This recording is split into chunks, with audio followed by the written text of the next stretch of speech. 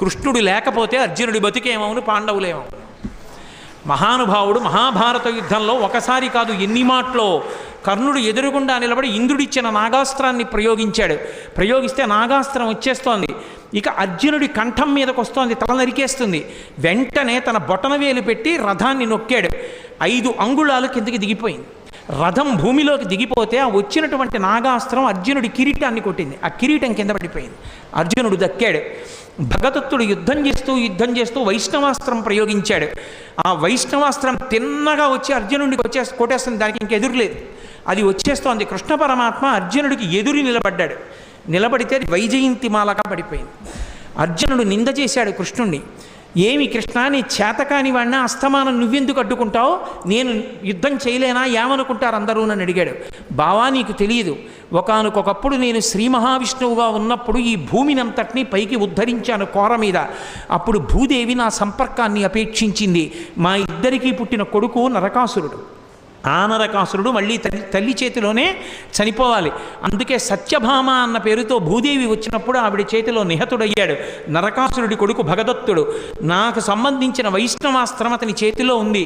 ఆ వైష్ణవాస్త్రాన్ని ఎవరూ అడ్డలేరు, నీ సాధ్యం కాదు.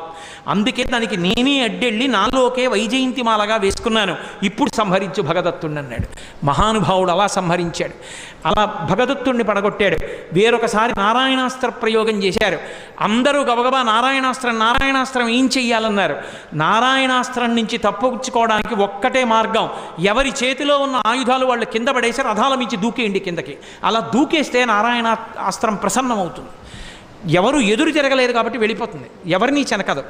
ఎవ్వరూ చేతిలో ఆయుధం పట్టుకోకుండానే అర్జునుడి కిందకి దోహేశాడు, తను దూకేశాడు.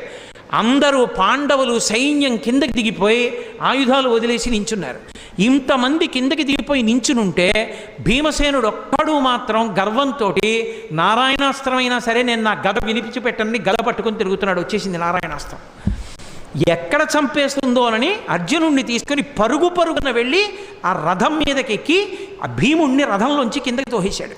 ఆ గద లాగేసుకొని కింద పడిపోయి ఆ ఆయుధం లేకుండా నించున్నాడు భీముడు. దాటి వెళ్ళిపోయింది నారాయణాస్త్రం. ఎన్ని మాటలు రక్షించాడు.